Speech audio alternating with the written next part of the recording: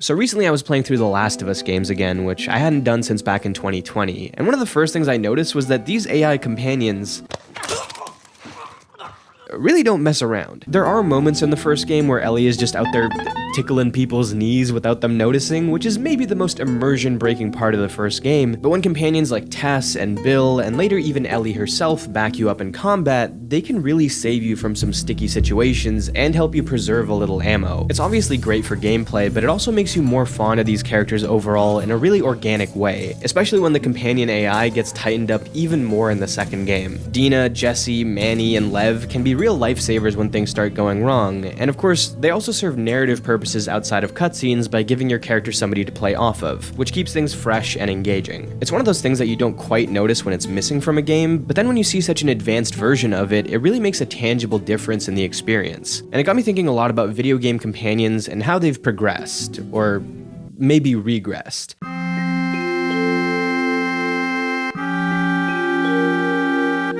When they really started becoming core aspects of single-player game design, they played an incredibly active role in the gameplay. For a period of time, Game Companion was just another word for a party member, either in a classic JRPG or a tactical RPG like Baldur's Gate. You would have some level of direct control over characters, and selecting which one was in your party would give you access to different abilities, spells, and attacks that you wouldn't have access to otherwise. In some cases, they were even tied to morality systems and quest lines, meaning characters could leave your party against your will if you didn't appease them somehow. Giving the illusion that these characters were more than just manipulable game pieces, they had their own autonomy. Maybe even too much for their own title. They often blurred the line between an accompanying character and just a straight-up new playable character. And while that's not an issue at all functionally, it is yet another example of how clunky and broad video game terminology can be. There are about 100 definitions of what a companion is, 100 definitions of what an RPG is, 100 definitions of what a Souls-like is. Talking broadly about games is next to impossible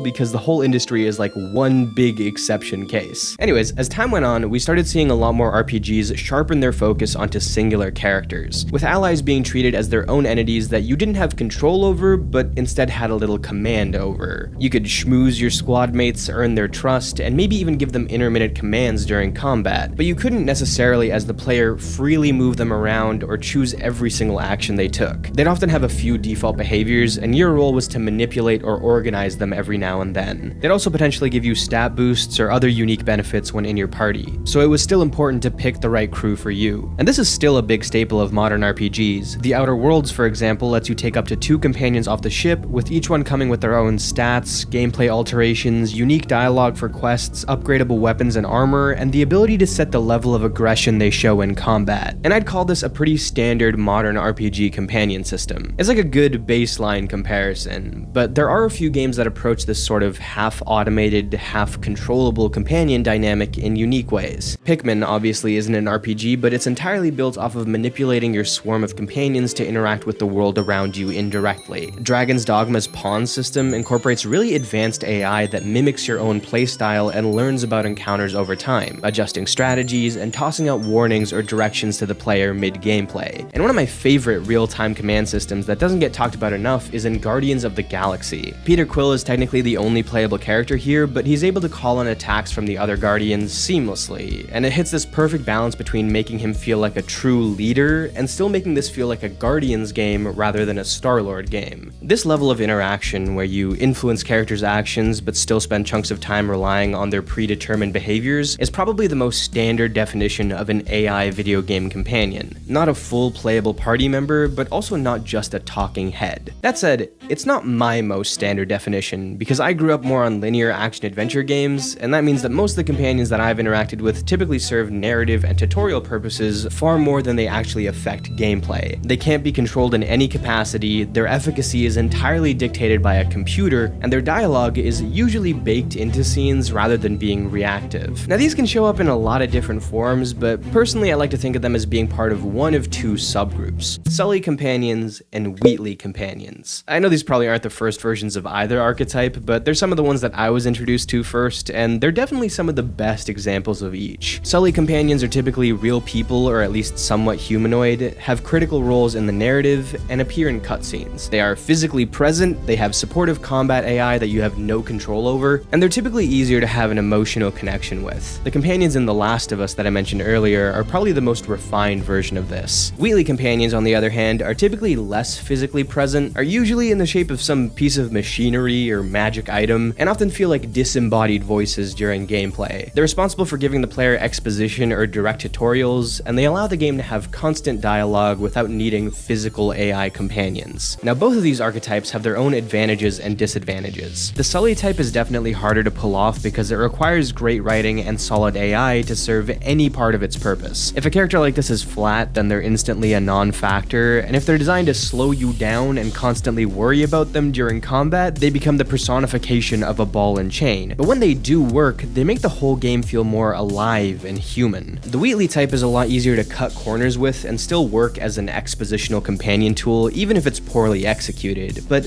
oh my god, almost every version of this feels so cheap and lazy. Wheatley himself is great because he's written fantastically, there's no forced banter between him and Chell because Chell is a silent protagonist, and of course, he actually does wind up serving an interesting and subversive role in the narrative. But I have just about had it with all the cheap knockoffs of this dude. The Cuff from Forspoken, Ghost from Destiny, goddamn Clippy from Microsoft. Nowadays, games will have your sword talk to you, they'll have your gun talk to you, they'll even apparently have your clothes talk to you. I think it works best with silent protagonists, but even then, listening to somebody essentially quip to themselves usually gets annoying really fast. The only recent version of this that I can stand at all is probably Gemini from Lies of P, because he's not overly talkative, and the fairy tale elements of its source material justify him a little. But even then, I don't really love him, I just kind of tolerate him. You can also argue that Mimir is in this category, but he straddles the line between these two options, and is definitely much more enjoyable when he's in this box than when he's just giving you unnecessary puzzle hints and combat barks. Outside of that though,